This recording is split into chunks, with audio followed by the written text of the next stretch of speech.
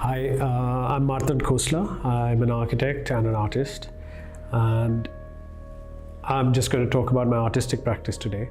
But to foreground that, I want to just briefly touch upon my architectural practice, I think, from where a lot of the ideas that I work on stem. And so as an architect, I am fortunate to be able to engage with the city in a very bricks and mortar type of way, which, however, at the same time limits my engagement with the city to singular projects, singular buildings.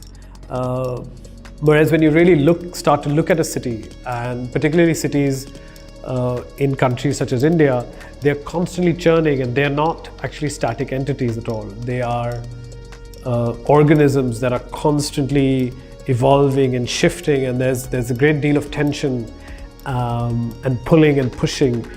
And so when one starts to look at the city from this macro scale, from this further out, zoomed out sort of sense, that is something that my architectural practice does not afford me an opportunity to look at. And I think there I've been very fortunate to be able to find the sort of avenues to be able to explore aspects of urbanism through the sculptural practice that I have.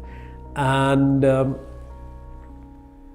I think that at the same time, my practice as an architect really allows me to be situated within the construction sort of industry. And the art practice starts off really early on, where I am I started to look at labor, I started to look at migration, I started to look at the power structures that are there at an individual level, but also at the same time looking at cities at a larger scale.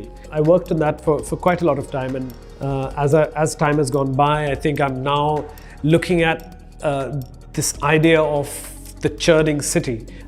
So I think a lot of the present work that I'm working on is emerging out of this discussion that has been going on about the redevelopment of the informal cities. And as expected, within these pushes and pulls, I mean, the capital remains the dominant force in dictating how the cities, our cities of today actually start to take shape.